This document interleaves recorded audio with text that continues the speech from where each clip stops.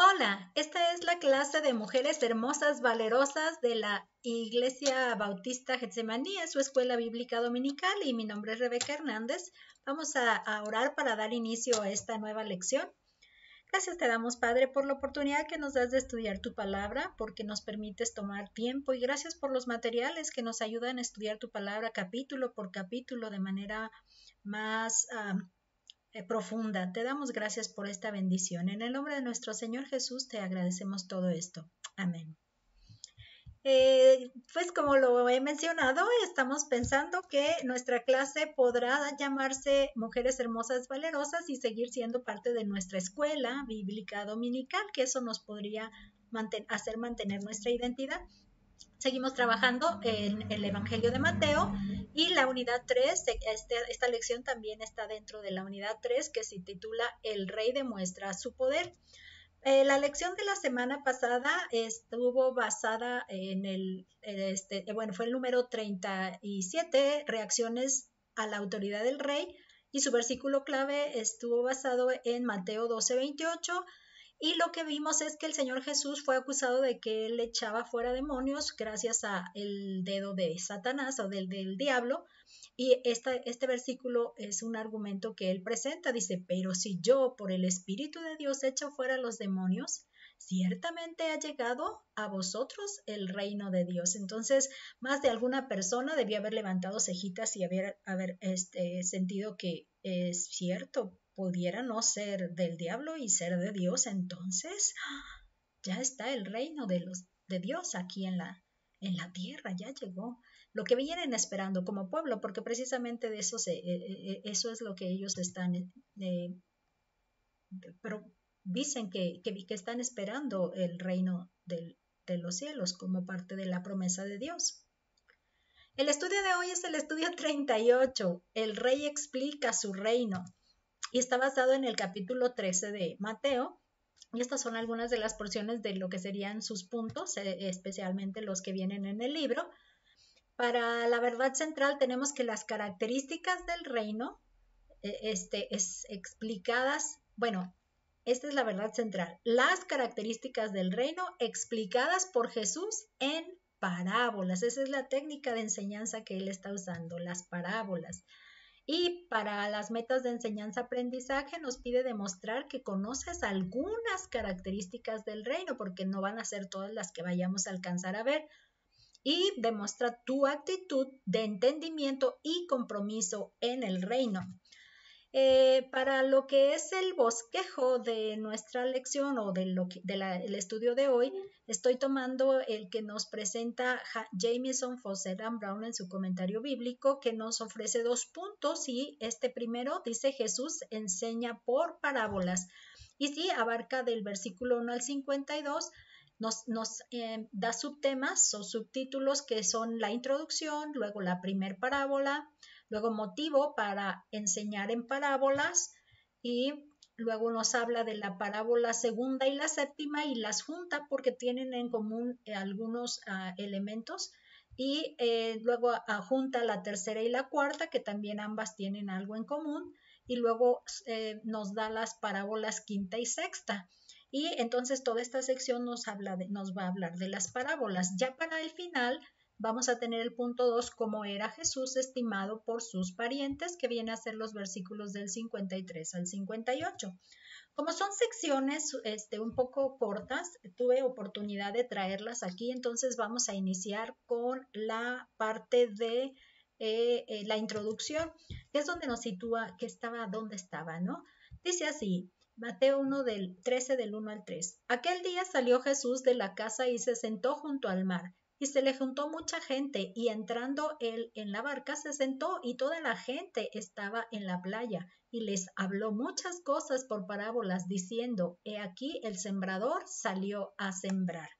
Entonces lo que vamos a tener es que Jesús se encuentra en Capernaum, a las orillas del mar de Galilea. Hemos visto cómo él ha estado, y lo que hice fue traer la imagen pasada, por eso ven aquí subrayado Bethsaida, pero en realidad el que les quería resaltar era Capernaum, que es este punto aquí muy cercano a lo que es las orillas del mar de Galilea. Y también quería mostrarles nuevamente la imagen de la ciudad, que es una de las que nos presentan en el Google, donde las podemos identificar las características de qué tan pegadito estaba, ¿no? Pero si se fijan, está pegadito a donde es el mar de Galilea. Entonces mucha gente se juntó al verlo en la playa. Él salió a descansar, a verlo, estaban dentro de la casa hablando y no dice que era noche o sea que se acabó el día y luego a la mañana siguiente, sino que después de ese evento fue que salió hacia la playa. Y ahí al verlo las personas, la gente, pues se le junta, por lo que entonces sube a esa barca, a una barca, y se sienta a hablarles desde allí. Me pareció muy interesante ver cómo hubiera sido esto. Entonces busqué una imagen que pudiera darnos esa ilustración y pues aquí vemos que sí, él se encuentra, me imagino que ellos estarían representando todos sus discípulos en esta imagen y ellos aquí, donde como eran muchos, el foro, diría yo, le permitiría de alguna manera cierta acústica que les alcanzara a llegar la voz a todos. Por eso fue estratégico ese punto, ¿no? Dice, Jesús les habló de muchas cosas, es otra expresión que me gustó que leíamos ahí, que dice que les habló de muchas cosas, pero lo hizo por medio de parábolas. Y ahí es donde entra la pregunta, parábolas. A nosotros que ya nos ha tocado tener más tiempo en la iglesia, parábolas se nos hace algo muy fácil porque sabemos que son como historias, ¿no? Historias de las cosas que pudieran ser semejantes dentro de la iglesia o dentro del reino de la Biblia. Entonces, bueno, quise traerles la palabra en griego, que es la que se usa para describir esta, parábole sería. Pero fíjese que propiamente esta palabra tiene su raíz desde esta otra, que dice paravalo, que significa echar al costado o ya como conclusión dice separar. Entonces, ya parábola, esta sería ya el significado, dice que es una semejanza. Entonces, déjenme hablarles de una semejanza. Imaginemos que se pudiera ser la manera de usar esta. Déjenme hablarles de una semejanza de lo que es esto. Entonces, el término no es algo que se estuviera implicando allí, pero la gente ya sabía que, les estoy hablando de algo a que se asemeja, entonces ya sabemos que se trata de una. Nosotros decimos algunas acá ya en la escuela nos enseñaron que las fábulas y esas palabras son como más conocidas. Una fábula, pues sí, habla de personajes y luego nos enseña algo, una moraleja y nosotros así entendemos, ¿no? Entonces para ellos esta era la manera en la que podrían identificar una semejanza que sería la palabra, es decir, simbólicamente narración ficticia. Ficticia significa que no necesariamente era real y con personajes reales, ¿no? Entonces aquí más bien de eso se trata, de que sea algo imaginario, de la vida común que transmite una moraleja. Aquí es donde vi esa palabra. Entonces esta parte no entendí bien de qué se trataba, pero sí me gustó a rayo, aunque tampoco pude entenderle la relación de qué está haciendo ahí, pero bueno, como conclusión en el abanico nos dice que es una comparación, es una figura de, y en este caso una parábola, un proverbio lo vemos más como tipo consejo, ¿no? Como que aprende de esto porque te conviene de aprenderlo de razonamiento y no de experiencia, ¿no? Entonces, ya les había mencionado que estoy sacando estas palabras de los diccionarios, porque ahora ya descubrí que habla en plural, diccionarios hebreo y griego de Strong. Entonces, se está hablando como si fueran dos diccionarios, ¿no? Y sí es cierto. Muy bien, porque vimos desde el Antiguo Testamento lo del hebreo y ahora estamos viendo en el griego todo lo del Nuevo Testamento. Lo que también vamos a ver es que en este otro diccionario, se llama definiciones griegas de Taller, así es como entiendo que se puede leer. Entonces también me da las mismas formas en griego y en transliteración, pero me gusta como dice, colocación de una cosa al lado de otra. Entonces esta la pongo al lado de otra para que veas qué semejanzas tienen una y otra. Y luego dice la número 2, metafóricamente, pueden ser y me dio varias. Dice, comparación de una cosa con otra, semejanza. O esta segunda, a la B, ejemplo mediante el cual se ilustra una doctrina o precepto. Y la 3, narrativa, ficticia, pero conforme a las leyes y usos de la vida humana, mediante la cual los deberes de los hombres o las cosas de Dios, en particular la naturaleza y la historia del reino, se describen figuradamente. Y la letra C, D, pues parábola, que es la que venimos usando, ¿no? Una historia terrenal con un significado celestial. Entonces, una historia terrenal, pero ¿qué significa algo terrenal, pero significa algo celestial? Sí, voy a estar un poco distraída, lo vamos a ir notando poco a poco. El punto 3 dice dicho, conciso e instructivo. Dicho, conciso e instructivo, que implique alguna semejanza o comparación y tenga fuerza preceptiva. No tiene mucha claridad. Y el proverbio, que fue algo que me gustó. Entonces ya vimos varias posibilidades de entender lo que es una parábola, por lo que ahora vamos a ir a la primera parábola, ¿ok? Esta sería la primera parábola. Vamos a leer la narración. Y les habló muchas cosas por parábolas, diciendo, he aquí el sembrador salió a sembrar, y mientras sembraba, parte de la semilla cayó junto al camino, y vinieron las aves y la comieron. Parte cayó en pedregales, donde no había mucha tierra, y brotó pronto, porque no tenía profundidad de tierra. Pero salido el sol se quemó, y porque no tenía raíz se secó, y parte cayó entre espinos, y los espinos crecieron y la ahogaron. Pero parte cayó en buena tierra y dio fruto, cual a 100, cual a 60 y cual a 30 por uno. El que tiene oídos para oír, oiga. Esa expresión siempre me ha gustado. Pero de una vez vamos a ver la explicación que les dio. Esa es la explicación que les dio y la vemos ahora en los versículos del 18 al 23. Oíd pues vosotros la parábola del sembrador. Cuando alguno oye la palabra del reino y no la entiende, viene el malo y arrebata lo que fue sembrado en su corazón. Este es el que fue sembrado junto al camino. Y el que fue sembrado en pedregales, este es el que oye la palabra y al momento la recibe con gozo. Pero no tiene raíz en sí, sino que es de corta duración, pues al venir la aflicción o la persecución por causa de la palabra, luego tropieza. El que fue sembrado entre espinos, este es el que oye la palabra, pero el afán de este siglo y el engaño de las riquezas ahogan la palabra y se hace infructuosa. Mas el que fue sembrado en buena tierra, este es el que oye y entiende la palabra y da fruto, y produce a 100, a 60 y a 30 por uno. Ok, lo que encontré de esto es algún esquema que nos va a servir y también se los quiero mostrar, en donde nos dice que todas las parábolas en las que estamos ahorita vamos a estudiar están hablándonos de lo que es el reino de los cielos. Entonces el reino de los cielos lo vamos a tener aquí en el centro. Hacia este lado vamos a ver esta primer parábola y lo que encontré en el comentario de Jameson, Fausset and Brown es bien interesante porque nos va a ubicar en la temática de cada parábola. Entonces este esquema nos hace muy claro las diferencias entre cada una. Y ahorita acabamos de leer la parábola del sembrador y nos habla su narración y su explicación. Y aquí lo que nos dice es que el efecto de la parábola depende del estado del corazón. Y en otro comentario había visto que en realidad cada forma de la tierra, cada parte de la tierra, están mencionando un tipo de corazón en el que la palabra de Dios hace o no hace efecto.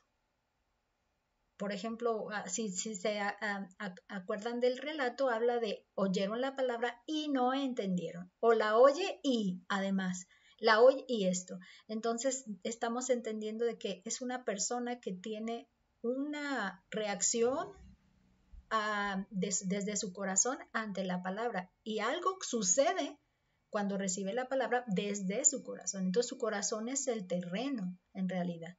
Y como está su corazón es que va a lograrse producir o no producir. Entonces eso es lo primero que vamos a ver y aquí vamos a ir viendo las demás poco a poco, ¿ok?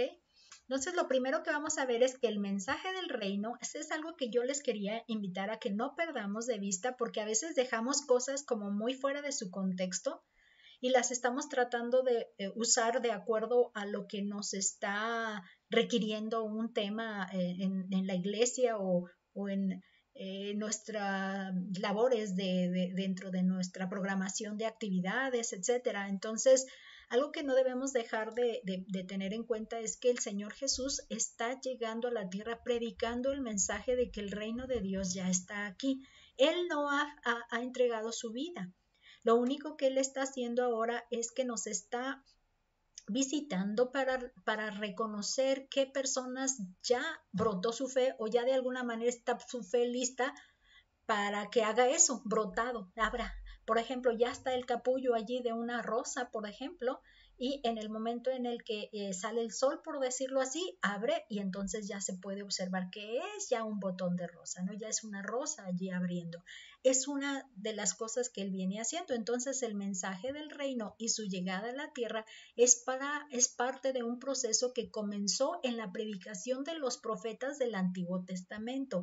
Esto es algo que también no debemos de perder de vista, de que este pueblo ya estaba listo para descubrirse si produjo o no produjo el mensaje, porque este pueblo pues se jactaba, si así lo queremos decir, de que ellos ya conocían del Antiguo Testamento tanto y que ellos han sido, pues como decíamos, los depositarios de que se mantuviera la palabra prevaleciera y que no se destruyera y que pudiera llegar hasta en este tiempo donde ellos están, en el tiempo donde el Señor Jesús ya está en medio de ellos. Entonces, primera etapa necesitamos entender bien que todos ellos ya tienen todo este antecedente de conocimiento bíblico. Por lo tanto, ahora el Señor Jesús lo único que está haciendo es que está dando las evidencias de que ya llegó lo que estaba prometido, eso que ya habían aprendido, eso que ya estaban esperando, ahora ya lo están viendo y Él les estaba dando las pruebas. Por eso es que hacía milagros y predicaba, arrepiéntanse, ya está a punto, ya está aquí, entonces arrepiéntanse. Esa es la condición que se requería para la llegada del reino, porque Dios iba a pasar con ellos, iba a estar con ellos, y al estar con ellos la condición había que estar preparados para que los pecados fueran ya de alguna manera como se prometía, por fin se iban a eliminar, por fin se iba a dar resultado con esa condición de pecado. Entonces, aquí ahora Jesús está dando las evidencias de que ya llegó y cada oyente tiene su propia actitud de aceptación en el corazón. Entonces Él lo que viene a hacer es a descubrir cómo está cada uno de los corazones con respecto a esa fe que ya ha de brotar y la palabra que viene a dar el germinado de la fe, ¿no? Entonces la palabra de Dios ahí está, pero vamos a pensar que esta historia del sembrador no va a ocurrir, ni está ocurriendo en el momento en que Jesús está hablando, sino es una muestra de lo que viene ocurriendo desde antes, donde ya en el Antiguo Testamento ellos recibieron la palabra. ¿Sí ven la diferencia? Entonces no estamos hablando de lo que viene a suceder, no, es que ya está sucediendo y entonces lo único que hace el Señor Jesús es identificar la razón por la que no está encontrando fe en todos los de su pueblo judío. Y esta es precisamente una explicación que les está dando a toda la gente. Y algunos sí son de un tipo, algunos son de otro tipo, pero están allí, escuchando y tratando de entender que a lo mejor sin entender nada de lo que les estaba diciendo, pero queriendo escuchar, queriendo saber. ¿Qué es eso? ¿Qué hace toda la gente? Y de hecho hay personas así, ¿verdad? Que se acercan a ver dónde se amontonó la gente y qué está pasando. Yo he aprendido a hacerlo por ver a la gente que lo hace, porque soy muy despistada y de pronto veo que la gente lo hace y he aprendido a voltear cuando ellos voltean. Estoy aprendiendo, mejor dicho, a voltear cuando ellos voltean, a tomar en cuenta lo que ellos y meterme en la conversación cuando ellos están sacando del tema de otra cosa e involucrarme también en el cambio de conversación. Tengo que aprender. Entonces yo digo, hay gente que llega y ve qué está pasando ahí, ¿no? Pero a lo mejor ni entiende. Y yo no me quedo sin entender. Yo pregunto y pregunto y pregunto y pregunto y trato de entender qué están discutiendo. Entonces, miren, esta otra cosa es lo que queremos ver. Este otro esquema, muy bueno. Por cierto, esta plantilla está estupenda para todo lo que vamos a necesitar en esta lección. Miren, aquí les puse, estos son los tipos de corazón. Entonces, cada tipo de tierra, de acuerdo a las condiciones que tiene, es un tipo de corazón. Por ejemplo, el camino, ya ven que esa es una tierra, y ahí la palabra se vino la palabra se oye aquí, bueno, para no enredarme, déjenme seguir mejor la plantilla. Dice, esta persona oye la palabra y no la entiende. El que es el tipo de tierra de que está en el camino, o sea, es tierra del camino, del tipo de un camino, no la entiende. La escuchó el mensaje de los profetas, escuchó el mensaje que el Señor viene a dar a través, pues sí, a través de sus profetas, porque ahí es como les dejó la enseñanza, ¿no? De sus leyes también, a través de sus leyes, les deja toda esta información y ellos no la entendieron. La oyen de los profetas y de los que les enseñan en las sinagogas cada sábado, pero no la entienden. La escuchan porque es su costumbre, pero no la entienden. Entonces, este es un corazón duro. Esta parte también se me hizo bien útil, bien interesante, pero no quebrantado. O sea, no les partió ¿se acuerdan que la palabra de Dios es una espada que puede partir el alma? Bueno, pues aquí no entró, está tan duro que no entró. Este es un corazón duro porque con el camino se pisa. No sé si les ha pasado que quieren desenraizar algo del jardín, pero como es pasadera, resulta que no pueden porque está ya apretada de tanto paso, ¿no? Entonces ese es un corazón duro. No se quebranta, no le llega el mensaje hasta adentro, a lo profundo. Este otro tipo de tierra es el de los pedregales. Dice, oye la palabra y la recibe pronto. Aquí hay tierrita, ¿eh? Dice, es un corazón impresionado superficialmente. Por eso todo lo quiere. Pero como nada más es superficial, o sea, le jalas y no hay raíz, se viene con todo y todo, ¿no? Le jalas y pues no hizo profundidad ahí.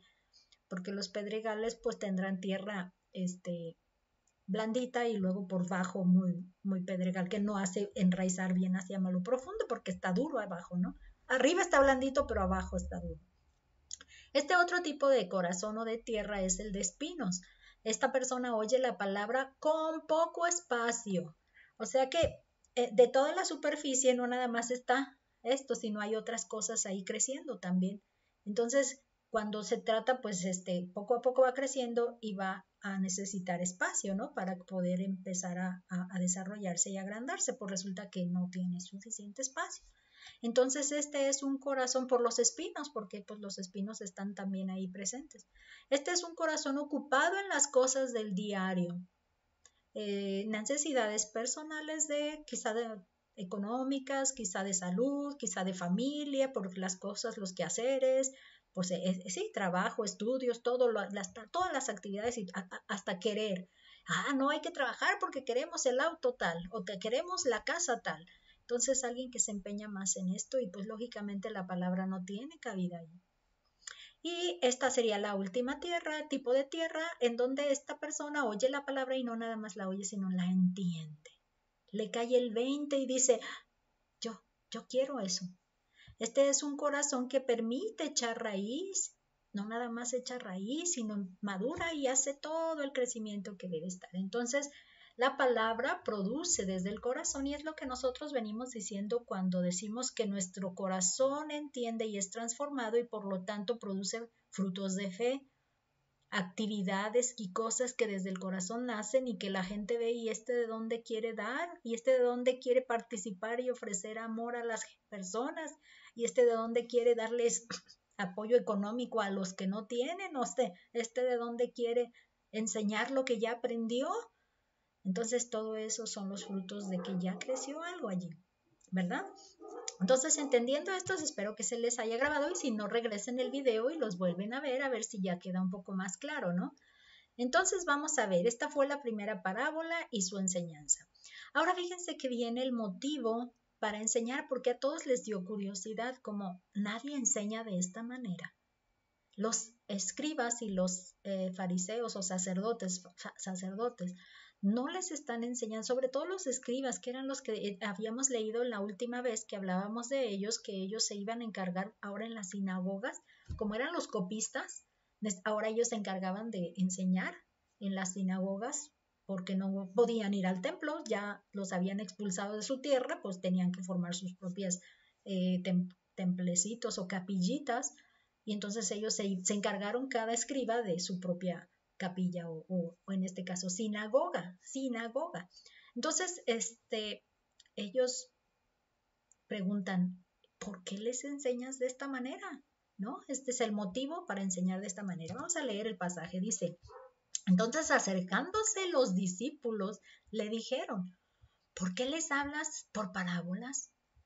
Él respondiendo les dijo, porque a vosotros, o sea, ustedes discípulos, a vosotros os es dado saber los misterios del reino de los cielos, mas a ellos no les es dado, porque a cualquiera que tiene se le dará y tendrá más, pero al que no tiene, aún lo que tiene le será quitado.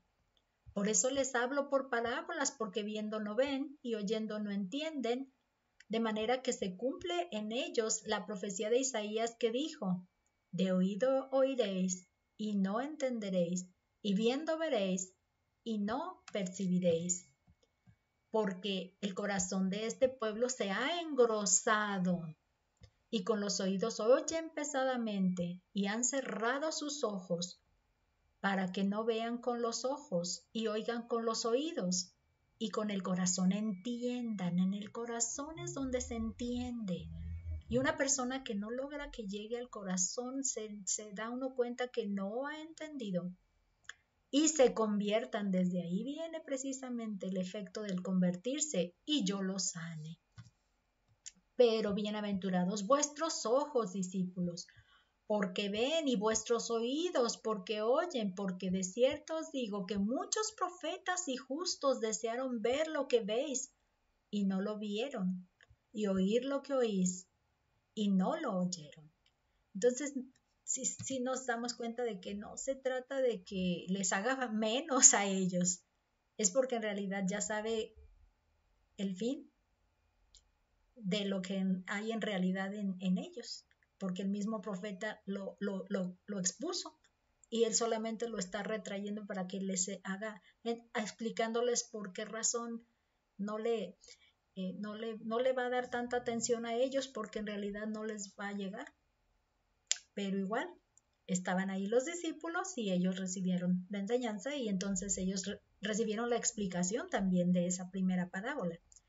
Dice, aquellos que de sí ya tienen una disposición para recibir el mensaje del reino, los que ya tienen una disposición tendrán más oportunidades de engrandecer su conocimiento sobre ello, al contar con todos los detalles que lo componen. Por eso a los discípulos es a los que les dice, enséñanos sobre esto, háblanos sobre esa. Sí, a ellos les da la enseñanza de manera general, pero a ellos se las describe detallada qué significa cada cosa.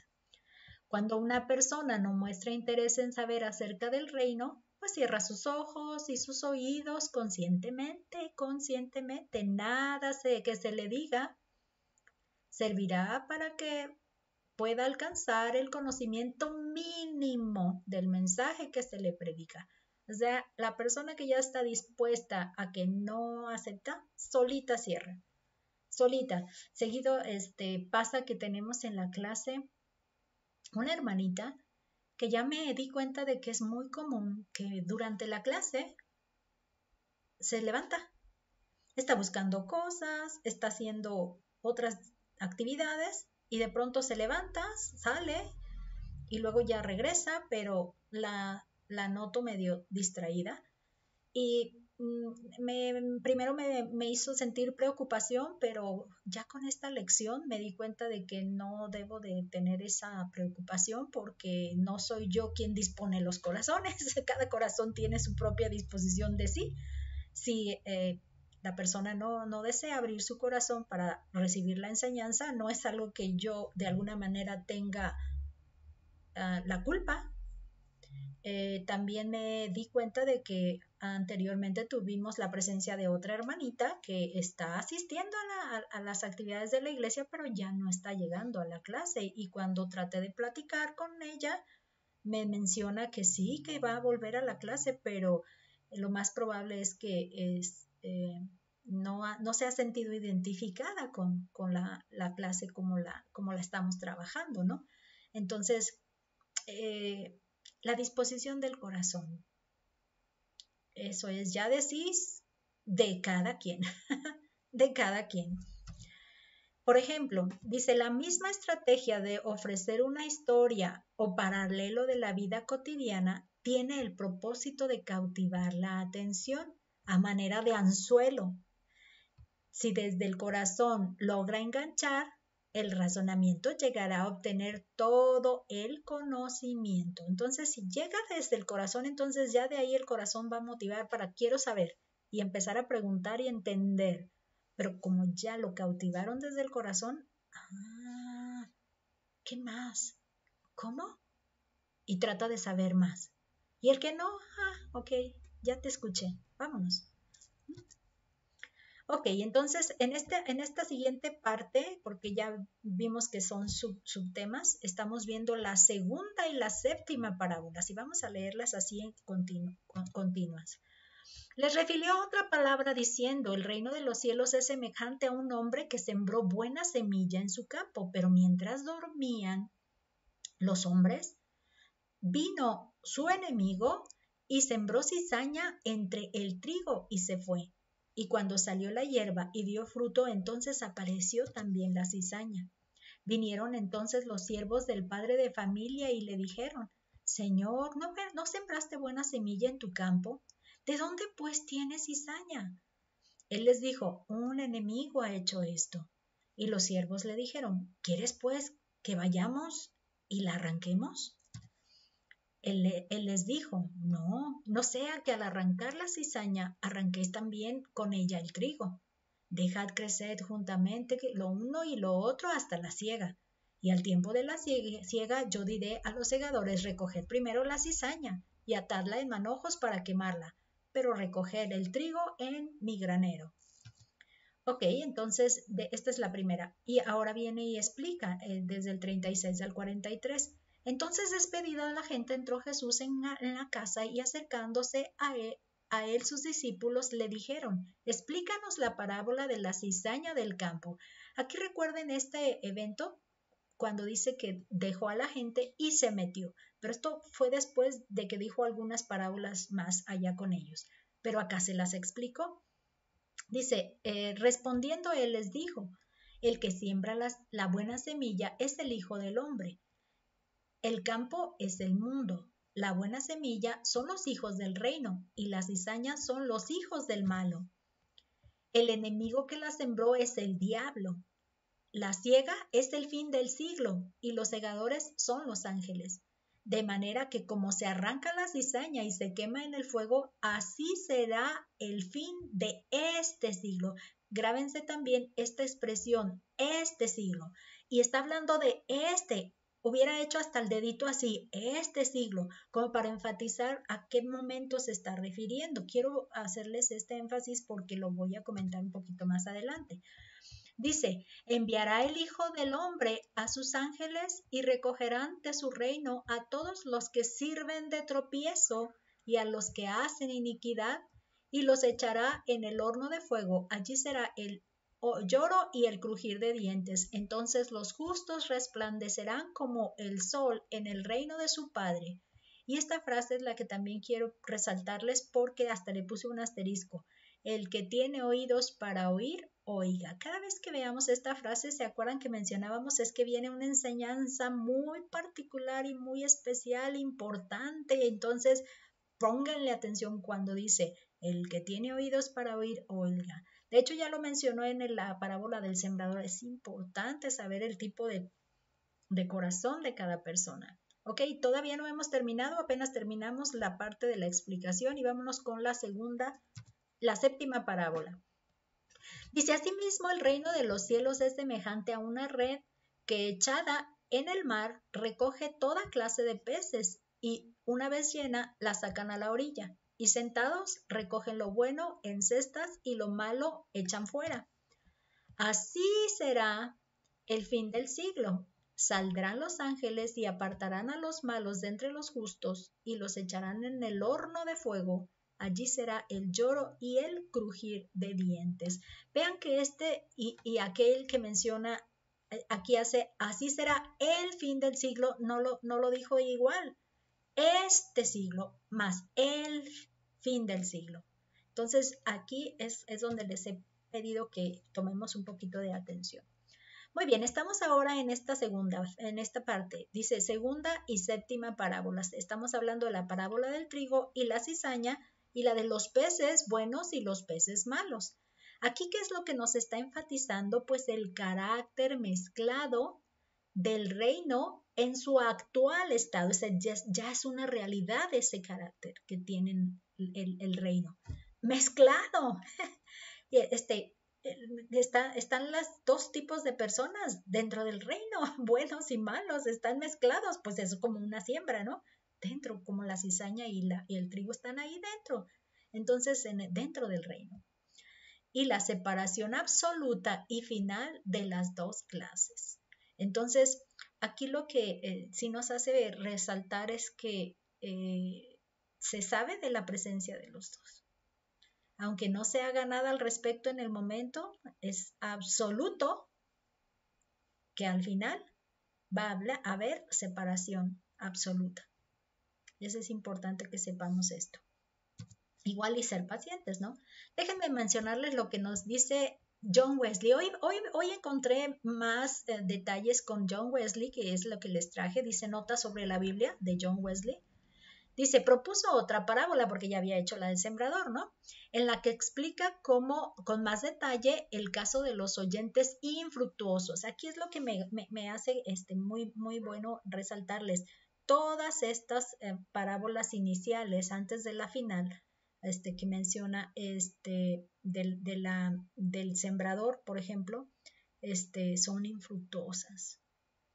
Son infructuosos, oyentes infructuosos, ¿no? Está hablando de la parábola del sembrador, oyentes infructuosos.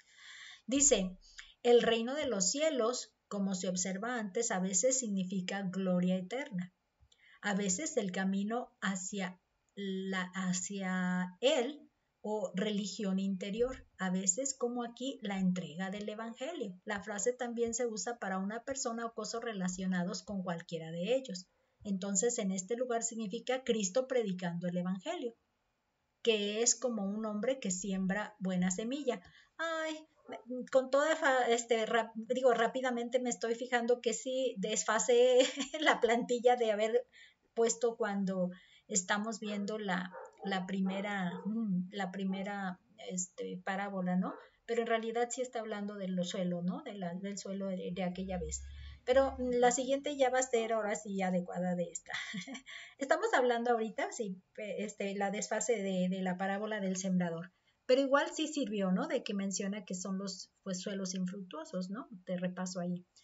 Entonces, con respecto a la segunda y a la séptima parábola, vemos que hemos venido diciendo, fíjense, diciendo que el ministerio del Señor Jesús es predicar a su pueblo la llegada del reino. Entonces, Él viene predicando, ¿verdad? Por lo que muestra las señales que dan evidencia de que lo que dice es cierto y que ya está aquí. Se digan que no he dejado de poner el dedo en el renglón allí. Entonces, en el transcurso de su predicación, el Señor Jesús encuentra evidencias de fe que muestran un hijo del reino. Cada vez que el Señor, no sé si se acuerdan todas aquellos relatos donde hizo milagros con personas, con personajes, que un ciego, que un endemoniado, que la mujer que tocó el manto, que la hija de Jairo. Entonces, todos estos personajes son evidencias de fe. Ellos tuvieron fe y fueron un canal para poder lograr el milagro, ¿no? Su fe misma fue un canal. Entonces, ellos se convierten en un hijo del reino. O sea, son evidencias que él, como decía, destapó y dijo, ay, este sí es un hijo del reino. O sea, sí está creyendo la palabra que Dios le habló. Alguien que decidió creer la promesa de salvación de Dios y ahora recibe las evidencias de su esperanza cumplida. Entonces este es un hijo del reino, alguien que ya tiene la palabra, ya cree en ellas y ahora solamente está viendo evidencias de que ya llegó. Eso que esperó tanto, ya está aquí, ya está cumplido, para que veas que no fue en vano tu espera y tu haber creído y entendido que viene. Esta es la parte interesante. Por otro lado, ese mismo trayecto de predicación del mensaje, porque estamos hablando desde el Antiguo Testamento, luego ahora el Señor Jesús solamente viene a darles las evidencias de que ya está aquí, por eso es un trayecto desde conocer la palabra del Antiguo Testamento. Entonces, conocer la palabra viene a tener un lugar importante en todo este trayecto de fe. No se nos vaya a olvidar también esto. Entonces, el trayecto de predicación del mensaje del reino le permitió a Jesús evidenciar a aquellos que no han querido creerle a Dios y han preferido mantenerse en la oscuridad haciendo las obras de su padre, el diablo. Porque otra de las cosas que recuerdo en uno de los relatos es que el Señor Jesús les dice directamente: ustedes son hijos de su padre, el diablo, porque él desde el principio es un asesino, es un engañador y es un asesino, y ustedes son igualitos que él. Entonces yo aquí es donde me cayó el 20, porque si ustedes se acuerdan, desde la promesa en Génesis 3:15 que venimos estudiando desde anterior a este libro de Mateo, estábamos viendo en Génesis, donde dice que la promesa es que y pondré enemistad entre tu simiente, y le está hablando a la serpiente, tu simiente, o sea, tus hijos, tus descendientes, y la simiente suya, es decir, la simiente de la mujer. Esa fue en singular. Tu simiente y la simiente suya. Entonces está hablando, dice, porque ella, la simiente de ella, te va a herir en la cabeza. Y tu simiente solamente la herirá en el calcañar. Entonces está hablando de los descendientes que se igualan a él, actúan de igual manera, son los hijos del mal. Ahí son precisamente donde identifica a los hijos del mal, que no se mantienen, ¿ok? No, deciden no creer, y mientras no decidan creer quieren mantenerse en sus pecados porque no se arrepienten, porque no buscan la luz, porque no buscan cambiar. Prefieren quedarse acá, atrasito, para que no les dé el brillo y que no se den cuenta o no se refleje lo que hay. Ahora fíjense, esta es la parte interesante que quiero compartirles, porque esto es lo que yo estoy convencida de que está indicando allí. Jesús está comparando dos eventos futuros en estas parábolas. ¿Sí? Está hablando de los peces y está hablando lo de los hijos del reino y del malo y los hijos del reino, ¿no? Los hijos del malo.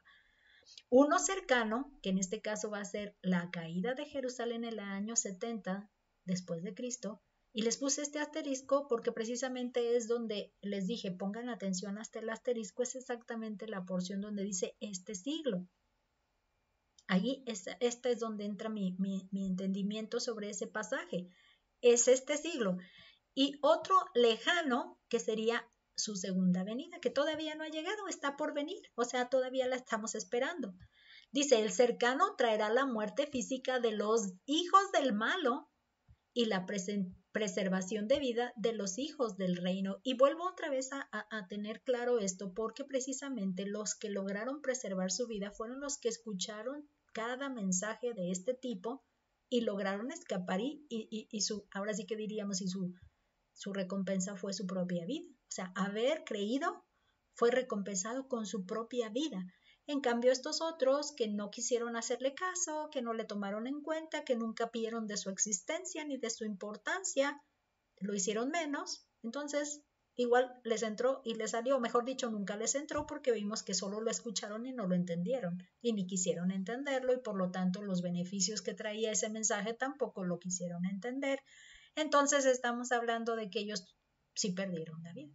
Muchos de ellos se dice que fue una de las mayor cantidad de muertes que hubo, y de la mayor dureza que jamás antes ni jamás después se vería ni se verá. Esa es otra de las cosas que también relata este texto de la caída de Jerusalén. Entonces yo estoy entendiendo que fue ambas. cuando habla de los hijos del malo y habla de este siglo, cuando diga, por eso decía, el que tenga oídos para oír, oiga, pónganse listos porque el que ha decidido ser parte de los hijos del malo se va a quedar. Entonces, algo que también está, y fíjense que está muy de la mano con esos otros textos donde nos dice el Señor que nuestra manera de actuar sí nos va a traer preservación de años de vida en la tierra. Entonces, fíjense que de alguna manera el actuar que tengamos sí va a tener beneficios para preservar nuestra vida en la tierra. Por ejemplo, ¿recuerdan ese texto que dice que si honras a tu padre y a tu madre para que tus días se alarguen sobre la tierra? Entonces hay una serie de textos que nos hacen entender que si es algo que es como, ahora sí, como si fuera tipo recompensa o como si fuera un bienestar, mantenernos con más años de vida en la tierra. Ahora, una de las cosas que me llama la atención es que ustedes me hizo entender que el Señor no nada más está esperando recibirnos con Él en el cielo como su principal interés, porque en realidad Él con Adán y Eva estaba aquí en la tierra y convivía con ellos estando en la tierra y probablemente sin morir, pero en la tierra. Entonces, no veo lejos del entendimiento, pues, que Dios nada más está esperando a ver a qué horas ya por fin, como que ya creímos en Jesús y nos perdonó los pecados y ya nos podemos ahora sí acercar a Él sin problemas y no nos va a destruir porque ya no traemos el pecado cargando. Entonces ya Él está esperando, anhelándonos ahí, diciendo, ay, a ver a qué horas ya fallece, ay, ya lo traigo conmigo, ay, ahora a ver a qué horas ya fallece, ya lo... Yo no veo que esa sea como la principal cosa importante para Él, porque Él quiere la relación con nosotros desde acá en la tierra. Y de alguna manera es algo que preservar la vida es parte de algo que es bueno. Parte es bueno. ¿Qué razones tiene? Vamos, lo mismo que yo espero vivir allá en el cielo, se espera que yo lo esté viviendo aquí en la tierra. En una conversación recuerdo que una hermanita mencionaba nuestro cachito de cielo. Y yo es una de las cosas que sí he entendido que una congregación, una iglesia es un cachito de cielo, porque es lo más semejante a cómo estaremos viviendo en la presencia de Dios. Por lo tanto, también nosotros aquí en nuestra tierra y en nuestro día a día hemos de vivir amoldando las cosas a nuestro cielo. O sea que no nos debemos de conformar con cómo está, sino amoldarle las cosas para que podamos entonces tener nuestro cielo acá, entre tanto que nuestro cuerpo ya cambia de residencia. Pero no significa que estando acá no tengo las cosas que tenga allá, porque precisamente esa es la parte que hago yo énfasis con el evangelismo que estamos predicando. La mayor parte del mensaje que se le invita a una persona es para que cuando llegues a la muerte no la pierdas la vida en la eternidad fuera de Dios. Si aceptas a Cristo, entonces vas a tener la vida con Dios, pero todo se lo están mandando hacia el futuro. Entonces yo estoy preocupada por qué está pasando con mi vida terrenal. ¿Me van a faltar quizá que 20 años, 30 quizá? ¿Dios me dará esa vida todavía? Y mientras tanto hago lo que quiero acá o me encargo, o sea, no veo cómo está desfasada una cosa con la otra. Yo sigo aquí en la tierra. ¿Y por qué Dios no me ha llamado? Porque tiene planes para que yo viva en esta tierra.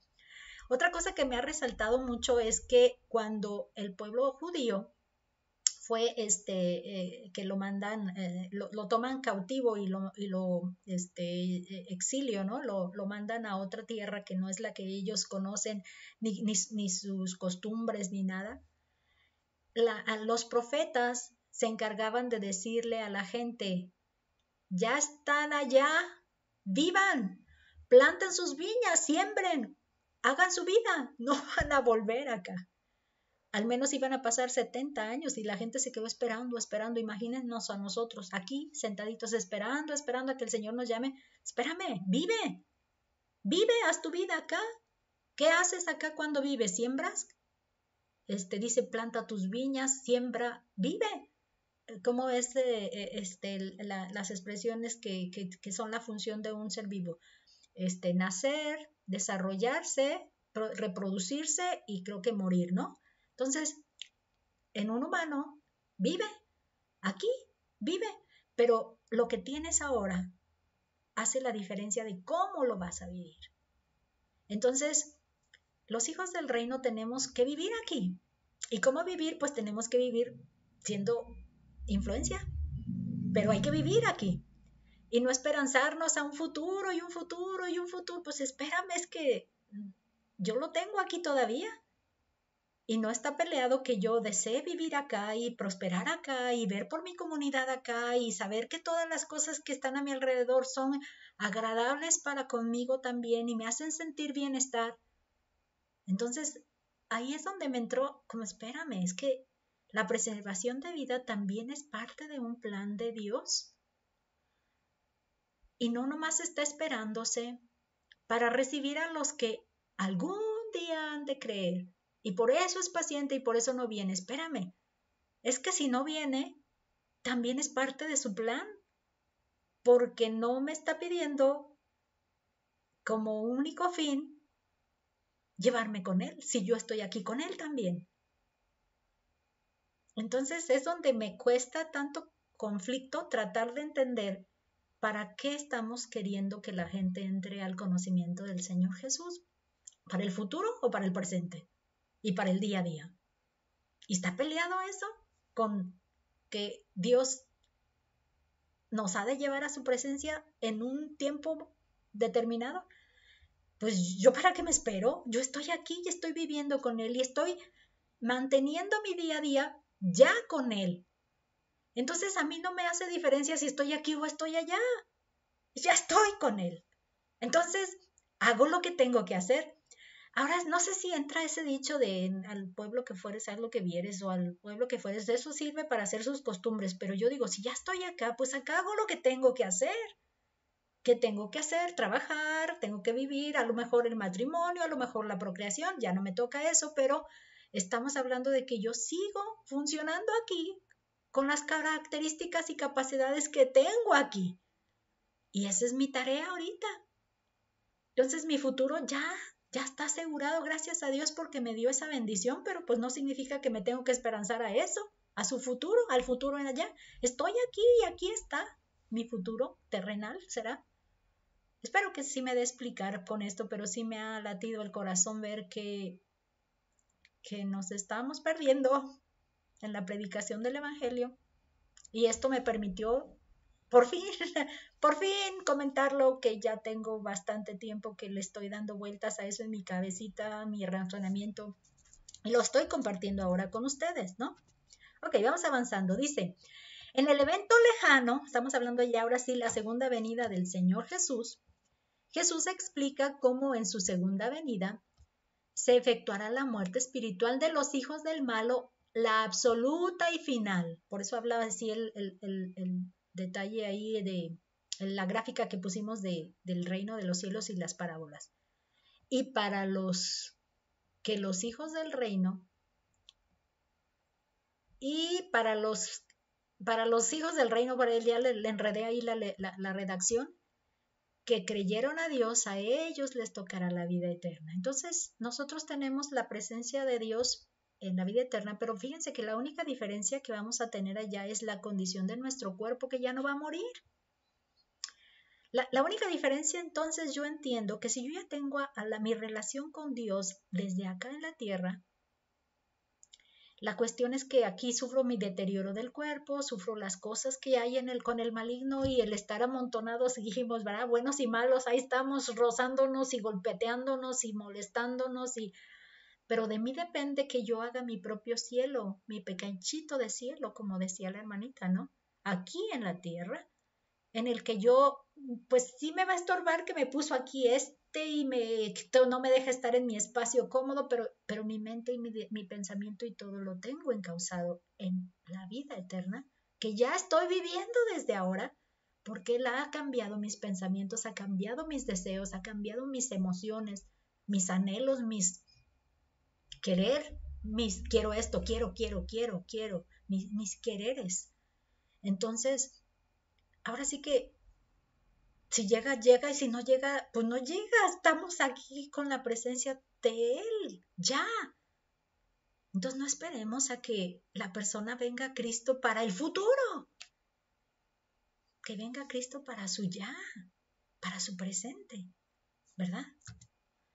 Ok, vámonos a la tercera y la cuarta parábolas. Está muy chiquita la narración. Dice, otra parábola les refirió diciendo, el reino de los cielos es semejante al grano de mostaza que un hombre tomó y sembró en su campo, el cual a la verdad es la más pequeña de todas las semillas, pero cuando ha crecido es la mayor de las hortalizas y se hace árbol, de tal manera que vienen las aves del cielo y hacen nidos en sus ramas.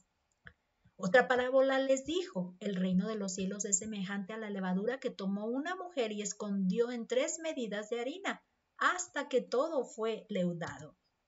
Entonces vamos a ir a la tercera parte de las parábolas.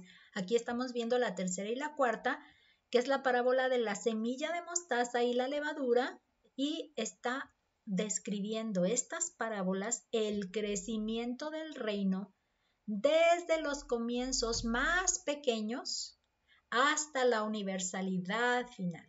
Acá en el interior, quizá dijéramos en la oscuridad, cuando nadie se da cuenta porque está muy escondidito y muy profundo en el corazón, algo comenzó. Y va a crecer de tal manera que va a dar evidencias de que existe como algo extensivo. Igual en el corazón, pero igual también en una comunidad. La diferencia que se va a hacer en una iglesia, donde se va a ver así chiquito y después poco a poco va a lograr verse de manera general, visible. Entonces, dice, ¿se acuerdan que les decía que John Wesley nos da bastante detalle ahora de esto? Dice, les propuso otra parábola. Las primeras parábolas se refieren principalmente a oyentes infructuosos.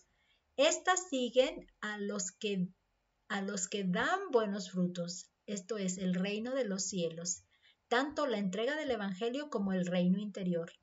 Aquí habla de la más pequeña, es decir, una de las más pequeñas, una forma de hablar extremadamente común entre los judíos. Se convierte en un árbol. En esos países crece demasiado grande y alto. Así se difundirá la doctrina en el mundo y la vida de Cristo en el alma.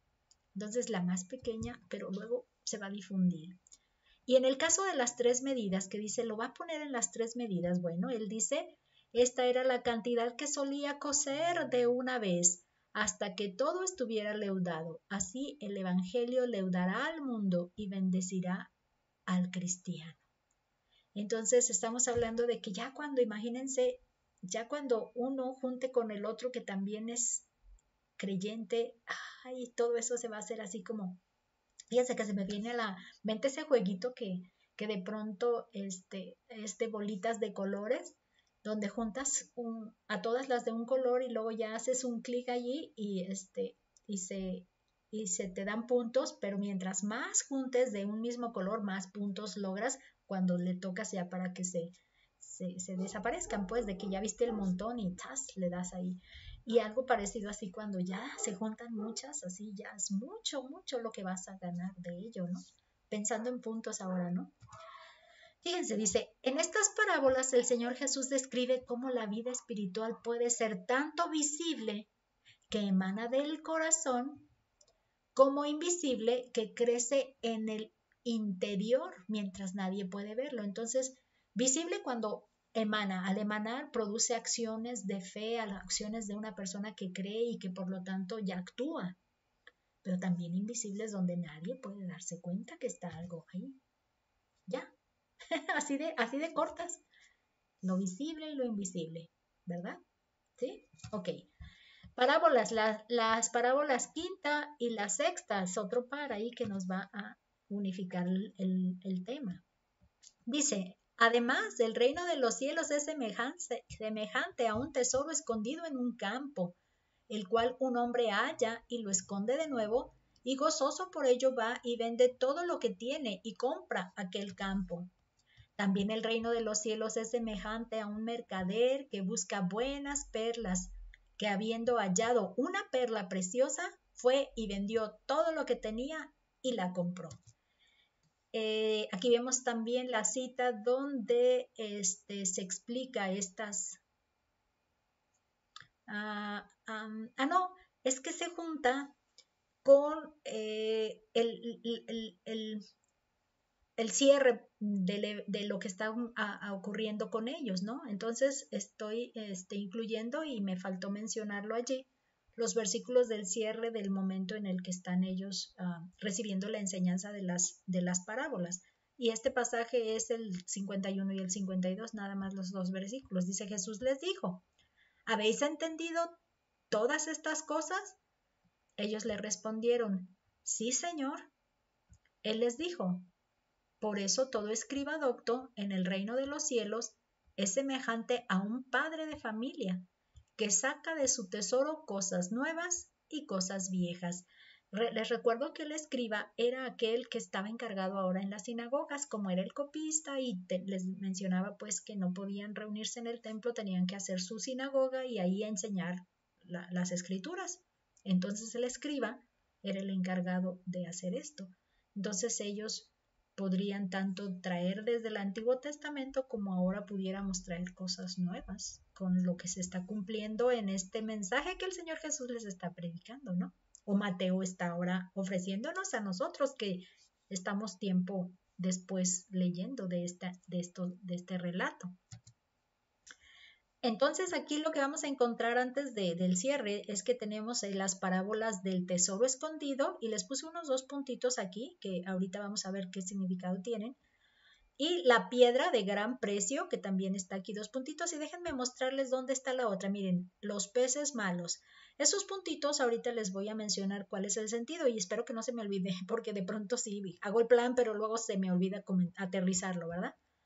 Bueno, si quieren de una vez por si se me olvida más adelante, esos puntitos nos dicen que fueron las 3 parábolas que no fueron dirigidas a toda la multitud o todas las personas que estaban con él en la playa y en la barca. Dice que luego ya fue que, ¿se acuerdan que les mencioné que checaran el relato donde decía que después de que ya se despidió la multitud se quedó con ellos y siguió hablando? Entonces estas fueron las 3 parábolas que les mencionó. Esta es la última, la séptima. Entonces fue la quinta, la del tesoro escondido, la de la piedra preciosa, la sexta, y la séptima que fue la de los peces. Esas 3 se las dijo solo a ellos. Y es diferente porque el aprendizaje para esto vamos viendo que tiene un interés personal particular para los discípulos, aquellos que ya tuvieron la disposición de seguir a Jesús y de creerle. Ok, entonces dice, ¿cuál es el significado de estas parábolas que estamos viendo aquí, quinta y sexta? El valor estimable de las bendiciones del reino. Las bendiciones tienen un valor, pero hay que ver qué tanto es. ¿Qué tanto estimas que vale esto? Así es como se debe entender eso. Dice, en estas parábolas vemos que el reino de los cielos, por una parte, puede ser encontrado sin que lo estemos buscando. Esto fue algo que me resalta. Sí, tienes razón. Uno no lo estaba buscando y lo encontró así como que, mira. Pero al entender el mensaje, lo recibimos y apreciamos en alta estima. Entonces, a lo mejor a nosotros nos tocó que ni lo estábamos buscando el mensaje de Dios. Y de pronto, yo lo encuentro valioso y yo lo quiero, ¿verdad? Me lo encontré y yo lo quiero. ¿Ok? Esa puede ser. Entonces, fíjense bien, otra vez John Wesley. Dice, las 3 parábolas siguientes se plantean no a la multitud, sino particularmente a los apóstoles. Miren, ahora sí aquí está. Por fin me concentré y lo pude lograr. Apóstoles. Dice, las 2 primeras se refieren a los que reciben el evangelio.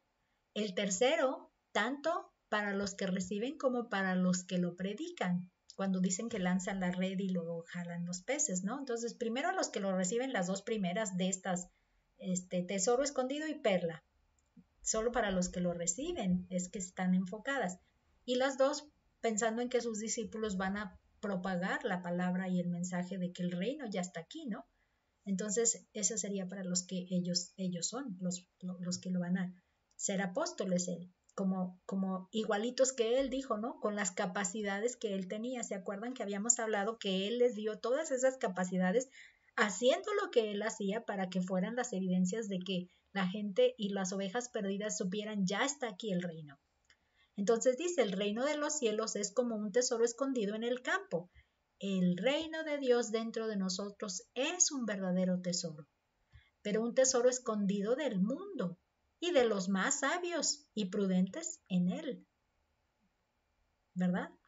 Dice, el que encuentra este tesoro, quizá cuando pensó que estaba lejos de él, nunca imaginé que hubiera encontrado este gran tesoro que lo esconde en lo profundo de su corazón y renuncia a toda otra felicidad por él. Y es lo que veníamos mencionando, que es gratis, la salvación es gratis, pero me cuesta todo lo que voy a dejar. Como dice, renuncio a toda otra felicidad, nada me hace feliz ya. Me hacía feliz, pero ya no me hace feliz por esta otra cosa. Entonces, esa es la diferencia cuando ya el Señor toca tu corazón, aquello que te hacía feliz. Y para otra gente es mucho, es que ya no te reúnes a nosotros, ya no vienes y convives, ya no. Uno de los testimonios que recuerdo de una hermanita que visitamos está enfermita, pues, nos contaba su testimonio de que ella fumó y bebió y bailó en reuniones. Pero en cuanto conoció del mensaje de Cristo, lo dejó todo. No sintió y hasta la fecha ninguna necesidad. No sé qué experiencia haya tenido alguien más de los que con ella creyeron por el mismo tiempo, pero ella menciona que no hubo sensaciones así y es algo que puede entrar con mucha facilidad en este ejemplo, ¿no?, que estamos aquí mencionando. Dice, por otra parte, una persona puede estar en búsqueda de las cosas espirituales como algo cotidiano, aquel que ya busca de sí las perlas finas, ¿no? Y sin pensarlo se encuentra con la presencia de Jesús y también se lo apropia. Entonces Jesús es una perla fina y se la apropia porque ya viene de sí buscando cosas. Yo imagino personas que van a las iglesias y quieren conocer hasta la nueva versión de una iglesia, la nueva iglesia que ya está, no sé, estas tipo pentecostal o tipo carismáticas que ya de pronto se afloraron mucho, no hubo mucho, se propagaron mucho. Entonces una persona que busca las cosas espirituales ya anda metida en todas esas, pero resulta que se encuentra al Señor Jesús y por fin se asienta y dice, esta es mi piedra preciosa, perla preciosa, y vende todo lo que tiene y se queda nomás con esa. Ese sería lo ideal para los que andan en esa área, ¿verdad? Igual, no, aquí Matthew Henry, bueno, él no está mucho, ¿verdad? Ya les había dicho, ¿no? Matthew Henry dice aquí, Jesucristo es una perla de gran precio, una joya de inestimable valor que hará a quienes la tienen ricos, verdaderamente ricos, ricos para con Dios. Al tenerlo tenemos lo suficiente para hacernos felices aquí, ¿se fijaron? Aquí y para siempre. Entonces estamos volviendo a que el aquí también es importante. ¿Qué estamos haciendo aquí? ¿Qué está pasando con nosotros aquí? Ok, el siguiente dice, un verdadero cristiano es un comerciante espiritual que busca y encuentra esta perla de precio que no tiene nada que ver con el beneficio en Cristo, o sea que ni tenía idea de que ese era un beneficio, ¿no? Dice, y como alguien que está resuelto a ser rico espiritualmente, comercia mucho, él fue y compró esa perla. Y no solo pujó por ella, sino que la compró. Y luego ya hace otra, ya nos saca Matthew un poquito, nos saca un poquito, pero fíjense lo que dice. ¿De qué nos servirá conocer a Cristo si no lo conocemos como nuestro, hecho para nosotros sabiduría? Ok, este comerciante encontró que era una perla de gran precio y dijo, esta la quiero, vende todo y la compra, pero ahora nos hace pensar, ya la tienes. Ahora, ¿de qué te sirve tenerla si no le estás sacando el provecho? Si no la estás conociendo, si no estás logrando que sea para ti sabiduría. Entonces, esta parte también nos pega, ¿verdad? A los que ya somos creyentes y que de pronto no hemos exprimido todo lo que significa ser creyente o ser cristiano o ser hijo del reino y vivir en el reino hoy en la tierra. Es importante.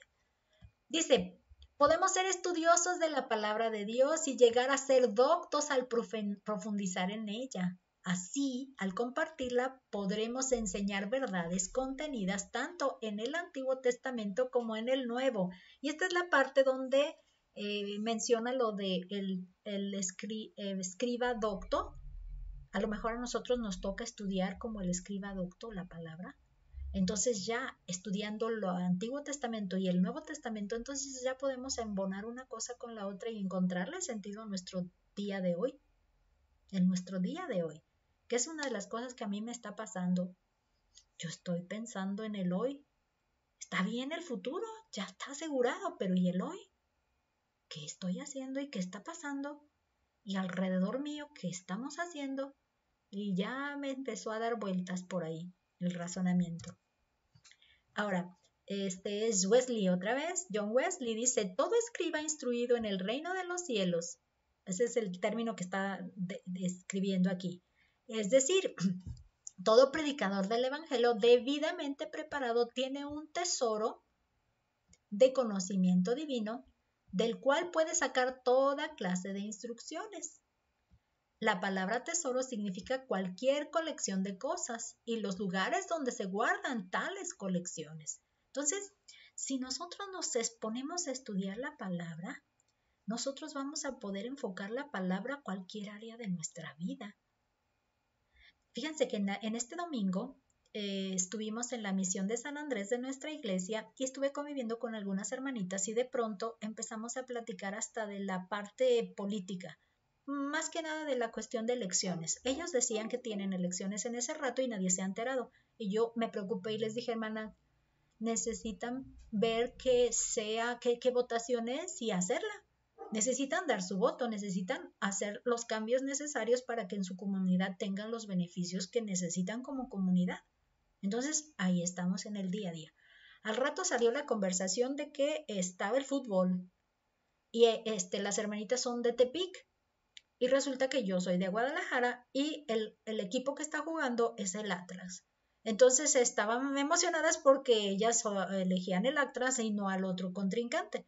Entonces yo entendí eso y entonces participé de la conversación. Ok, entonces si es del Atlas está perfecto porque yo soy de Guadalajara y el Atlas es de Guadalajara. Ah, no, es que le vamos mejor a las Chivas.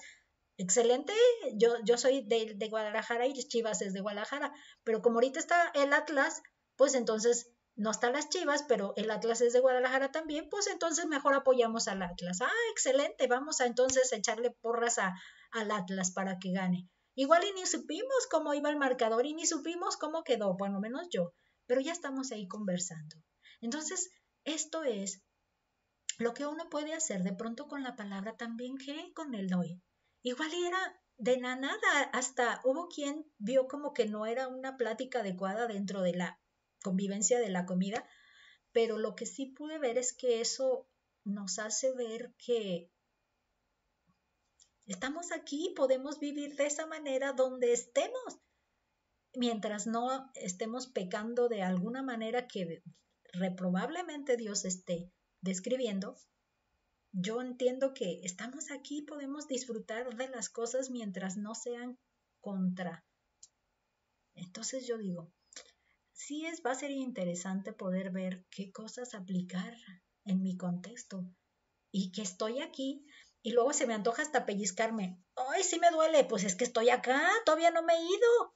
Y si estoy acá, entonces adaptando pues no sé, no adaptar, es que suena hasta como peligroso decir adaptando, ¿no? Pero sí viviendo de acuerdo a lo que Dios quiere, pero de una manera honesta, de una manera honesta de que no le estoy quitando ni poniendo, si hago pláticas y conversaciones o le echo porras al Atlas o al Chivas o al, ¿no? O si hablo de un partido o de un, sí, de un partido o de un político que considero que va a hacer cosas buenas por mi comunidad y que lo fomento allí porque yo quiero compartir que creo que está haciendo bien las cosas y que va a haber un buen futuro para nosotros. Entonces yo digo, estamos todavía acá, deja que el Señor nos diga ya, pues estaremos dispuestos ya, pero entre tanto acá estoy y lo tengo acá, a Él. O sea, no lo he dejado ni lo voy a dejar, ni estoy sola acá como para decir, ay, tú no quieres estar, espérame, si yo estoy aquí con Él. No sé si me estoy explicando y lo estoy insistiendo mucho. El último punto, ¿se acuerdan que eran dos y el primero desglosa varios subtemas? Dice cómo era Jesús estimado por sus parientes, yo diría hasta sus vecinos por ahí. Entonces estos son los últimos versículos del capítulo. Se aconteció que cuando terminó Jesús estas parábolas se fue de allí. Estaba en Capernaum, acuérdense.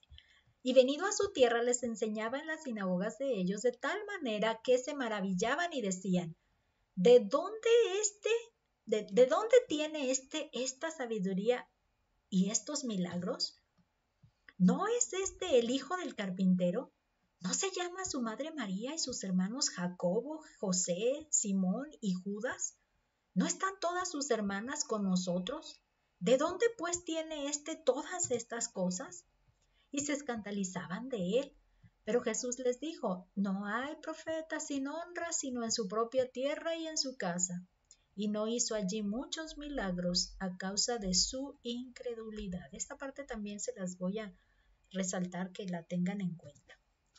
Lo primero es que Jesús termina la enseñanza de estas parábolas y viene a Nazaret, donde él se crió, donde él vivía, y entra a la sinagoga donde él se congregaba estando allí. Bueno, estando allí. Ahí me falló ahí el relato. Entonces aquí habíamos visto que Capernaum está cerca del mar de Galilea. Entonces él hace este recorrido, ¿ok? Viene hacia acá y llega pasando esta ruta quizá y llega a Nazaret. Entonces es él aquí. Y de hecho, si ustedes se fijan, este es uno de los mapas que me relata los acontecimientos de todos los evangelios. Entonces aquí me está determinando que está siendo rechazado por segunda ocasión en su tierra. Entonces hay que ver quién dice que fue la primera, quién dice que fue la segunda. Creo que con nosotros es apenas la primera, ¿no? Que va a Nazaret. No, en Mateo no dice que haya sido rechazado otra vez. Entonces aquí es donde sería su primera. Y fíjense que me llamó la atención lo de las sinagogas. Con eso de que andaba buscando fotos, yo decía, ¿cómo sería una sinagoga de aquel entonces? Y encontré esta. Busqué en el Google que decía una sinagoga en Nazaret y así se llama, Iglesia de la Sinagoga. Así se llama esta, Iglesia de la Sinagoga.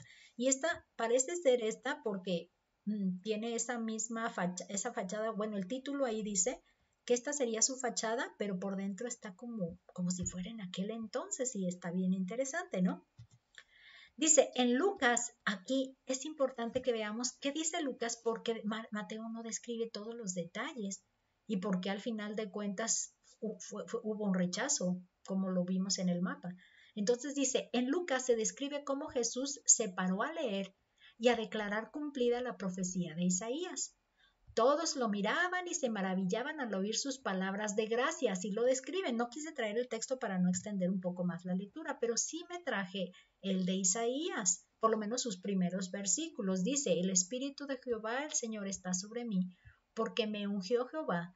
Me ha enviado a predicar buenas nuevas a los abatidos, a vendar a los quebrantados de corazón, a publicar libertad a los cautivos y a los presos apertura de la cárcel, a proclamar el año de la buena voluntad de Jehová y el día de venganza del Dios nuestro, a consolar a todos los enlutados, a ordenar a que los afligidos de Sión se les dé gloria en lugar de ceniza, óleo de gozo en lugar de luto, manto de alegría en lugar del espíritu angustiado, y serán llamados árboles de justicia, plantío de Jehová, para gloria suya. ¿Se acuerdan que esta fue la predicación de respuesta que le dio el Señor Jesús a los enviados por Juan el Bautista en la otra lección que vimos? Entonces, aquí él leyó ese mensaje en esta sinagoga. Fíjense que el desenlace fue lamentable. No creyeron lo que decía, no creyeron que lo que decía era verdad. O sea, los que estaban ahí en esa sinagoga en ese rato no creyeron que lo que decía era verdad. O sea, el canal de la fe, por medio del cual fluían las señales de la llegada del reino, no estaba presente. Y se los menciono así por la frase o el texto que dice que como no creyeron, no hizo muchos milagros ahí porque no había fe. Entonces, esto me hace entender que todas las veces que vimos estos milagros en los relatos anteriores, tuvo que haber habido la presencia de la fe como un canal para que el milagro pudiera llegar a ellos. Entonces, en sí es una señal. La presencia de milagros es una señal diciendo el reino está aquí, pero a la vez era necesario un canal de fe para que por allí llegara el milagro que esperaba esa persona. Entonces, una persona con fe en este tiempo permitía que se lograran los milagros y aquí no se logró porque no había fe. Por lo menos eso es lo que describe ahí al final de ese párrafo. Entonces creo que es el mismo, pero le puse algo diferente. Déjenme ver, el desenlace fue lamentable, no creyeron lo que decía. Dice el canal de fe por medio del cual fluían las señales, no estaba presente. No, parece que es el mismo, pero ¿por qué nomás se acomodó de manera diferente? ¿Verdad? Es que le agregué que Jesús decía. Que Jesús decía, es la única diferencia que puse en esta otra plantilla, que en realidad es lo mismo. Jesús decía las cosas, hacer esto y verdad, y ellos no lo creían. Dice, al saber Jesús que no había fe en sus corazones, les aclara que la fe es necesaria para que los milagros se presenten. ¿Saben por qué me di claro esto?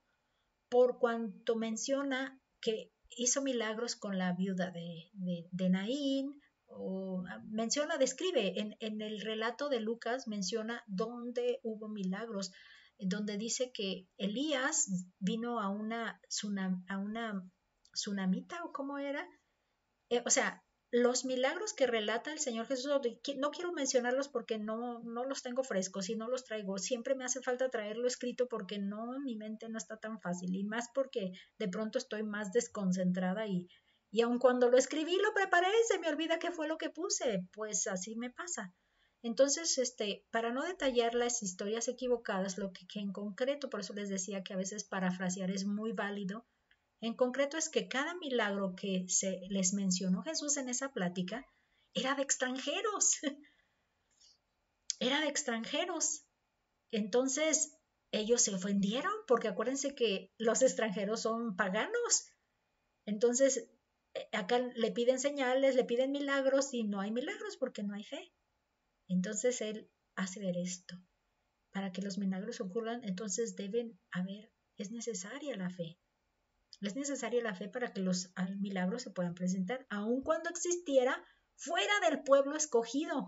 Y ahí es donde les hago mención, porque esos milagros no fueron hechos por Jesús, fueron hechos por Elías, fueron hechos por otros personajes del Antiguo Testamento. Y entonces está hablando de que ellos tuvieron un corazón dispuesto a creer, aun cuando no eran judíos. Entonces ellos se sienten como hechos a un lado y menospreciados. Yo quiero entender así.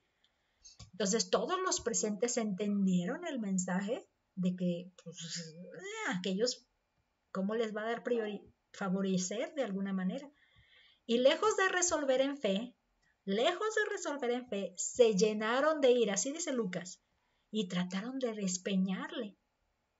Les fue causa de escándalo. Y aquí voy a traerles la parte esta de la palabra escándalo porque llama la atención. ¿Por qué dice que fue escándalo? Porque acá dice que se escandalizaron, ¿no? En el texto que leemos, ¿no? Esta es la palabra, ay, ¿sabes qué? No cambié. Usé la plantilla de la parábola, perdón.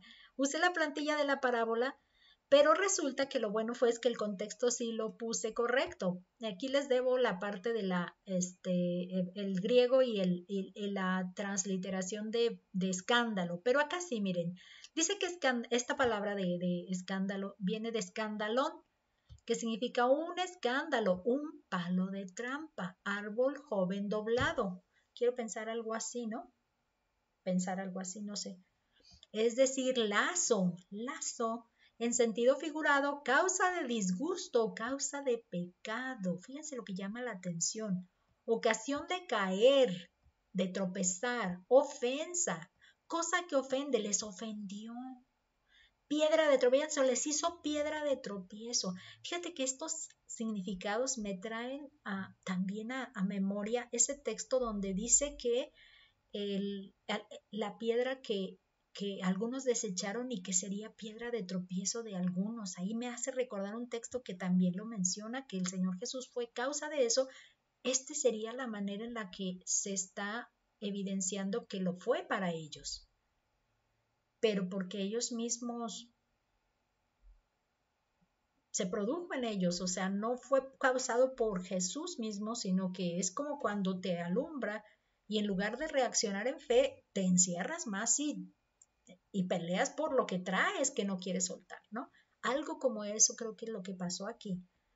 Escandalizar, ahora sí el significado que ya da la palabra de se escandalizaron, atrapar, es decir, tropezar en sentido figurado, tropezar, inducir al pecado, apostasía o disgusto o hacer ofensa. Se ofendieron de esta manera y se les hizo como estorbo y entonces tú me estorbas, mejor vete. Tropiezo contigo con esto que traes, mejor vete. Dice que sí, se lo llevaron hasta la parte alta de donde está Nazaret. Fíjate que hubiera sido muy bueno traerles otra vez esa imagen de Nazaret como está en un cerrito, pero había un despeñadero y quisieron lanzarlo por ahí. Entonces dices tú, wow. Bueno, en conclusión, ¿verdad? Sí, este fue el asunto. Lo que queda es que ellos decidieron que no estaban en la sintonía con él y pues lo único que dice el relato es que salió caminando y se retiró de ellos. Ok, para finalizar, nuestras aplicaciones, yo puse en concreto 3, pero igual adelante, si consideran que hay otras más que no mencioné desde ya en el texto, le puse la tierra en mi corazón. Antes que nos aventuremos a ser sembradores, porque ahorita estamos bien desatados en que queremos sembrar y queremos evangelizar, estamos por todos lados haciendo evangelismo. Pues antes de que nos aventuremos a ser sembradores, es importante que nos autovaloremos para identificar si nuestro corazón es una tierra buena, capaz de producir frutos de fe genuinos. Estar donde todos están, haciendo lo que todos hacen, no nos asegura que ya la semilla de la palabra haya germinado para darnos una vida nueva espiritual. Entonces, de nada me sirve si yo no doy frutos de fe, si yo no doy evidencias de que mi vida ha sido transformada, pues ni siquiera te apuntes de sembrador, mejor espérate a poder verificar qué pasa y estorba para que esa tierra no sea buena, ¿no? En este segundo, seamos pacientes con otros. Dice, el estar seguros de que somos hijos del reino no nos autoriza a ser los encargados de separar los hijos del mal de los hijos del reino. Jesús estableció el tiempo de la separación, siendo Él encargado de esto. Seamos pues pacientes. ¿Quién sabe si nuestras buenas obras, emanadas de un corazón transformado, puedan, aquí me faltó esa palabrita, motivar a la fe a alguno? En lugar de tratar de decir, fuera, fuera, fuera, fuera. Sé paciente, ahí quédatelo a un lado. Quédatelo a un lado. Vive una vida transformada, vive una vida que dé obras que producen la fe. Y quién sabe, a lo mejor tu actuar le va a pegar al otro y le va a caer el 20. Y ya algo bueno resultó. Entonces, calma, deja que Dios se encargue de quitar y desenraizar lo que es malo, la hierba mala que salga por ahí. Ok, ¿cuánto vale el bienestar? ¿Cuánto vale el bienestar? Me trae a la mente ahora nuestros productos de bienestar que estoy recibiendo por ser naturales y que de pronto sí estoy notando mejorías en la piel porque pues traigo alergias y un montón de reacciones, pero bueno, dice, si bien la salvación en Cristo Jesús es gratuita, el precio que nos significa no lo es. El precio que a mí me significa mucho, no. O sea, esa es la idea aquí. Siempre que pensamos en acercarnos a Dios, tenemos que ver lo que traemos con nosotros. ¿Cuánto pecado, no? Por lo que nos toca a nosotros mismos resolver. Entonces, ¿qué tengo? ¿Qué hay? Que no me va a dejar a ver. Dios espera que haya esta condición, pero cuando yo me acerco no la tengo. Entonces, Entonces ahí es donde viene autoevaluación. La lista de mis pecados, empiezo, es que esto, no, traigo mucho. La lista de mis pecados implica una autoevaluación que debe completarse con la renuncia a mantenerla. Entonces hay muchas cosas que me satisfacen en mi vida pecaminosa. Disfruto mucho esto y esto y esto. Entonces, sí voy, pero no, porque me cuesta, no quiero dejar esto. Entonces, eso es lo que me significa, esto es lo que me cuesta. Esto es el arrepentimiento de esto. Arrepentir, entonces ya voy. Ya de sí no significa mucho. Arrepentirnos de esto para entonces ir a recibir el perdón y que se borre, ya de sí significa mucho. ¿Cuánto vale el bienestar? Ok, tenemos para el próximo estudio el capítulo 14 nada más. Vamos a orar para despedir la lección. Gracias, Padre, te damos porque nos permites estudiar tu palabra y entender cómo funciona la vida espiritual en nuestro corazón. Gracias porque nos ayudas a identificarnos en alguno de estos terrenos donde nuestro corazón está siendo identificado y te pedimos, Padre, que nos ayudes a poder hacer consciente nuestro estado y poder ver la manera de resolverlo, aún sabiendo que tenemos el conocimiento de tu palabra y conocemos de tu Hijo Jesús, pero aún así nos hemos comportado como si aparentáramos quizás ser hijos del malo.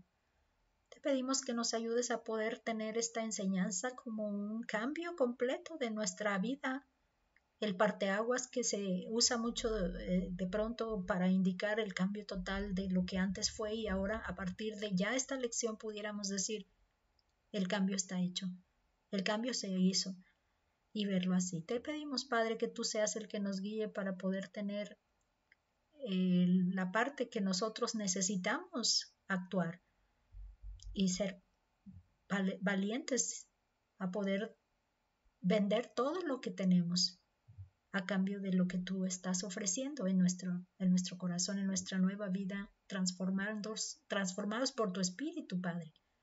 Te pedimos todo esto en el nombre de nuestro Señor Jesús. Amén. Hasta la próxima.